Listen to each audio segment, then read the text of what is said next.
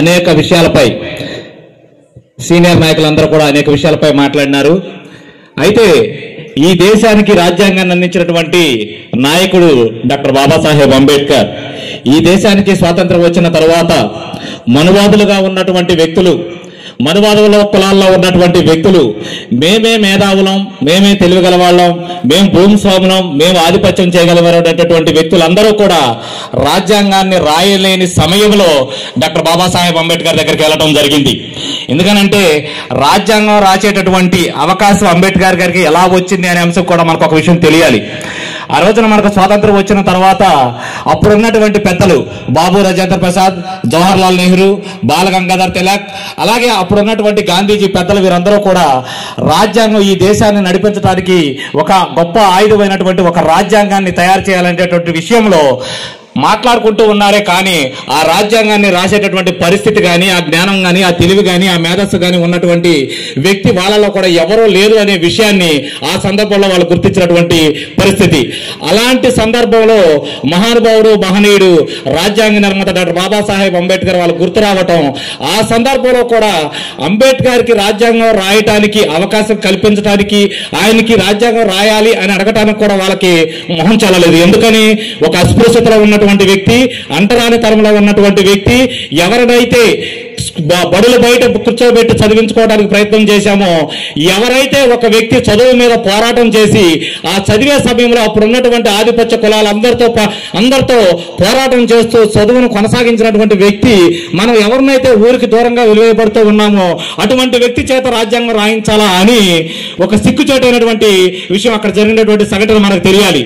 అదేంటంటే, ఏదైతే బ్రిటిష్ వాళ్ళ చేత మనం పరిపాలించబడతా ఉన్నామో ఆ బ్రిటిష్ వాళ్ళని స్వతంత్రం ఇవ్వడం కోసం ఆ దేశం నుంచి మీరు వెళ్ళిపోండి, ఈ దేశాన్ని స్వతంత్రంగా మాకు ఇవ్వండి, మేము పరిపాలించుకుంటామని ఎన్నో పోరాటాలు చేసి ఆఖరికి స్వతంత్రం వచ్చిన తరువాత రాజ్యాంగం రాయటానికి లేకపోతే ఆ బ్రిటిష్ వ్యక్తుల దగ్గరికే మళ్ళీ రాజ్యాంగాన్ని రాయమని వెళ్ళినటువంటి అపర మేధావులుగా ఉన్నటువంటి ఆధిపత్య కులాల వారు రాజ్యాంగాన్ని రాయమంటే ఆ బ్రిటిష్ వాళ్ళు నవ్వుకుని రాజ్యాంగాన్ని రాసేటటువంటి మహనీయుడు, అంత శక్తి కలిగినటువంటి వ్యక్తి ఈ దేశంలోనే పెట్టుకుని ఎవరి చేత అయితే మమ్మల్ని బయటికి వెళ్ళిపోవాలని చెప్పి మమ్మల్ని మీరు కోరారో మళ్ళీ వాళ్ళ దగ్గరికే వచ్చే రాజ్యాంగం రాయమని కోరటం అనేది ఒక అవహేళనగా ఉన్నది అని చెప్పి మాట్లాడినప్పుడు అక్కడ ఉన్నటువంటి ఆధిపత్యంలో ఉన్నటువంటి ఆ వ్యక్తులందరూ కూడా వాళ్ళకేమీ తెలియనటువంటి పరిస్థితి. ఆ సందర్భంలో వాళ్ళు డాక్టర్ బిఆర్ అంబేద్కర్ ఒక్కడే రాజ్యాంగం రాయగలడు అని చెప్పినప్పుడు వీరందరూ తప్పని పరిస్థితుల్లో అంబేద్కర్ దగ్గరికి వెళ్ళడం జరిగింది. కానీ ఈ రోజున ఏదైనా సంఘటనలో, కొన్ని సందర్భాలలో మనకు సంబంధించినటువంటి విషయాలలో ఏదైనా జరిగినప్పుడు మన దగ్గరకు రాకుండా వేరే వాళ్ళ దగ్గరికి వెళ్ళి ఆ తర్వాత మన దగ్గరకు వస్తే మనం ఎవరైనా ఆ పని చేయడానికి ఇష్టపడతామా? ఇష్టపడం, అసూయతో ఉంటాం, ఎందుకంటే మన దగ్గరికి రాలేదు కాబట్టి. కానీ డాక్టర్ బాబాసాహెబ్ అంబేద్కర్ ప్రపంచ మేధావి కాబట్టి, ఆలోచన పరుడు కాబట్టి, తనకున్నటువంటి జ్ఞానాన్ని బట్టి ఈ రోజున ఈ రాజ్యాంగం రాసేటువంటి అవకాశం నాకు దక్కింది కాబట్టి ఈ దేశంలో ఉన్నటువంటి అంటరానితనంలో ఉన్నటువంటి, ఈ దేశంలో ఊరికి వెలువబడినటువంటి వ్యక్తులందరి యొక్క జీవితాలు బాగుపడాలంటే నేను ఈ రోజు రాజ్యాంగం రాయటం అనేది చాలా ప్రాముఖ్యమని ఆలోచించి ఆయన రాజ్యాంగం రాశారు. ఇలా చెప్పుకుంటూ పోతే రాజ్యాంగం విషయంలో చాలా చెప్పాల్సిన అవసరం ఉంది. అయితే రాజ్యాంగం రాసిన తర్వాత నేను 2 అంశాలు చెప్పి ముగిస్తాను. ఈ రోజున ఈ గ్రామంలో చూస్తూ ఉంటే నాకు చాలా సంతోషకరమైనటువంటి విషయం ఏంటంటే, పురుషులు ఎంతమంది ఉన్నారో ఓ రంగ చెప్పాలంటే మొదటి నుంచి కూడా ఇప్పటి వరకు కూడా స్త్రీలు ఎక్కువగానే ఉన్నారు. అందుకు చాలా సంతోషం. మీ అందరికి కూడా మరొకసారి జేబీఎంలు తెలియజేసుకుంటా ఉన్నాను. ఈ రోజున ఈ దేశంలోనే, అదేవిధంగా ఈ ప్రపంచంలో కూడా పురుషునితో స్త్రీని సమానంగా చూడాలి అని కోరుకున్నటువంటి మొట్టమొదటి వ్యక్తి డాక్టర్ బాబాసాహెబ్ అంబేద్కర్. మీరందరూ కూడా చప్పట్లు కొట్టాలి ఈ విషయానికి. అదేవిధంగా ఈ దేశంలో ఉన్నటువంటి ప్రతి పౌరుడు సమానత్వంగా ఉండాలని కోరుకున్నటువంటి వ్యక్తి డాక్టర్ బాబాసాహెబ్ అంబేద్కర్. ఈ విషయాలన్నీ కూడా రాజ్యాంగంలో అంబేద్కర్ పొందపరుస్తూ ఆ సమయంలోనే మిస్టర్ గాంధీజీ అనే వ్యక్తి అంబేద్కర్ రాజ్యాంగం రాసే సమయంలో ప్రతి విషయంలో కూడా ఆయన గడ్డు తగులుతా ఉన్నాడు. ఆ సందర్భంలో రాజ్యాంగాన్ని పొందపరిచిన తర్వాత, రాజ్యాంగాన్ని అమల్లోకి వచ్చిన తర్వాత స్త్రీలకి 50% రిజర్వేషన్ ఇవ్వాల్సిందే, పురుషులతో స్త్రీ ప్రతి అంశంలో కూడా సమానంగానే ఉండాలి. అది ఉద్యోగం కావచ్చు, మరి ఇతర ఏ అంశాల్లో అయితే సరే పురుషులతో స్త్రీ సమానంగానే ఉండాలని కోరుకున్నటువంటి వ్యక్తి అంబేద్కర్. అయితే ఆ సందర్భంలో అంబేద్కర్ ఒక ఎన్నికలైన తర్వాత మొట్టమొదటిగా రాజ్యాంగం అమల్లోకి వచ్చిన తర్వాత ఈ దేశానికి మొట్టమొదటి న్యాయశాఖ మంత్రిగా ఉన్నటువంటి వ్యక్తి డాక్టర్ బాబాసాహెబ్ అంబేద్కర్. ఎందుకని న్యాయశాఖ మంత్రిగా ఉన్నారు? న్యాయశాఖ మంత్రి విధులు నిర్వర్తించాలి అని అంటే ఈ దేశంలో ఉన్నటువంటి మేధావులుగా ఉన్నటువంటి వారు ఎవరైతే ఉన్నారో వారు మాత్రమే ఉండాలి. ఈ దేశంలో అంత మేధావులుగా ఉన్నటువంటి వ్యక్తి, జ్ఞానవంతుడిగా ఉన్నటువంటి వ్యక్తి డాక్టర్ బిఆర్ అంబేద్కర్ తప్ప మరొక నాయకుడు లేడు. ఆ సందర్భంలో ఆయన న్యాయశాఖ మంత్రిగా ఉన్నాడు. కానీ ఏదైతే ఆయన కోరుకున్నట్టుగా స్త్రీలకి రాజ్యాంగం ద్వారా కల్పించాలనే హక్కు ఏదైతే 50% రిజర్వేషన్ ఇవ్వలేదో ఆ రిజర్వేషన్ ఇవ్వనందుకు ఆయన ఉన్నటువంటి న్యాయశాఖ మంత్రి పదవిని తృణప్రాయంగా ఎటు ఆలోచించకుండా రాజీనామా చేసినటువంటి మొట్టమొదటి వ్యక్తి డాక్టర్ బిఆర్ అంబేద్కర్. అది ఎవరి కోసం? స్త్రీల కోసం. అంటే స్త్రీల ప్రాముఖ్యత గురించి ఆలోచించినటువంటి వ్యక్తి డాక్టర్ బిఆర్ అంబేద్కర్. మనం ఇలా చెప్పుకుంటా పోతే అంబేద్కర్ జీవితంలో ఎన్నో త్యాగాలు, ఎన్నో ప్రతిఫలాలు కనపడతా ఉంటాయి. అంబేద్కర్ జీవితం మొత్తం కూడా ఈ దేశం కోసం, అంబేద్కర్ జీవితంతో పాటు ఆయన కుటుంబం జీవితం మొత్తాన్ని కూడా త్యాగం చేసినటువంటి మహనీయుడు డాక్టర్ బాబాసాహెబ్ అంబేద్కర్.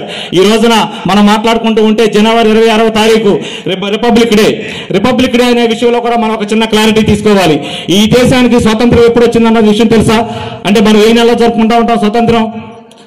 ఆగస్టు 15 స్వాతంత్రం వచ్చింది. ఎవరికి వచ్చింది స్వాతంత్రం ఆగస్టు 15?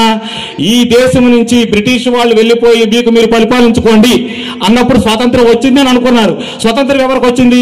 ఈ దేశంలో ఆధిపత్యంలో ఉన్నటువంటి బ్రాహ్మణులు, కౌంటులు, రాజులు వాళ్ళకు మాత్రమే స్వాతంత్రం వచ్చింది.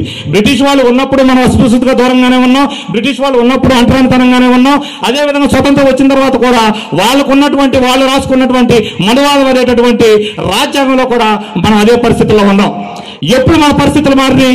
ఎప్పుడైతే డాక్టర్ బాబాసాహెబ్ అంబేద్కర్ రాజ్యాంగాన్ని దాదాపు 2 సంవత్సరాల 11 నెలల 18 రోజులు కష్టపడి రాజ్యాంగాన్ని రాసి ప్రభుత్వానికి అందించిన తర్వాత ఏదైతే జనవరి 26వ తారీఖు ఈ రోజు మనం చెప్పుకుంటున్నామో ఈ రోజున అది అమల్లోకి వచ్చింది. కాబట్టి ఈ రోజు నుంచి ఈ దేశంలో ఉన్నటువంటి అణగారిన వర్గాల వారందరూ కూడా స్వాతంత్రం వచ్చిందని చెప్పాలి.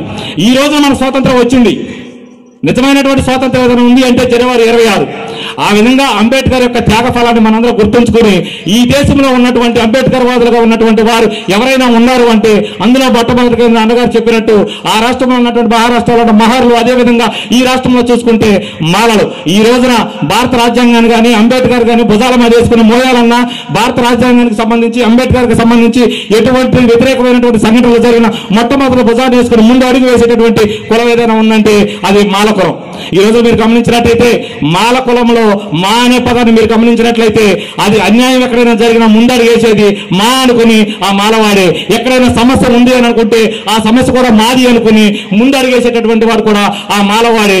అలాంటి మాల చరిత్ర కలిగినటువంటి వ్యక్తులందరూ కూడా డాక్టర్ బాబాసాహెబ్ అంబేద్కర్ వారసత్వంలో మనం ఉన్నాం. కాబట్టి మన యొక్క పోరాటాలు ప్రజలందరూ కూడా ఈ దేశంలో ఉన్నటువంటి వారు అన్ని కులాలు 140 కోట్ల జనాభా ఆడు ఎవరు ఒప్పుకున్నా ఒప్పుకోకపోయినా ఈ దేశంలో ఉన్నటువంటి ప్రతి వాడికి కూడా నాయకుడిగా ఉన్నవాడు, దేవుడిగా ఉన్నవాడు, మహానాయకుడుగా జ్ఞానిగా ఉన్నవాడు డాక్టర్ బిఆర్ అంబేద్కర్ ఒక్కరు తప్ప మరొక నాయకుడు కాదు. ఈ రోజున మీరు గమనించినట్లయితే భారత రాజ్యాంగాన్ని కూలీ చేయాలని ఈ దేశంలో కానీ ఈ రాష్ట్రంలో కానీ ఇవి ఉన్నటువంటి రాజకీయ పార్టీలన్నీ కూడా ప్రయత్నం చేస్తూ ఉన్నాయి. మనం ముందుగా తెలుసుకోవాల్సిన అంశం ఏదైతే డాక్టర్ బాబాసాహెబ్ అంబేద్కర్ వారసత్వంలో మనం ఉన్నామో అది యొక్క అడుగుజాడల్లో మనం నడవాలనుకుంటున్నామో ఆ కులానికి సంబంధించినటువంటి వ్యక్తులుగా మనందరం కూడా భారత రాజ్యాంగాన్ని కాపాడుకోవాల్సిన ఆవశ్యకత 100 to 100% మన మీదే ఉంది. అలాంటి చర్యలు ఎవడైనా సరే, ఏ పార్టీ కూడా సరే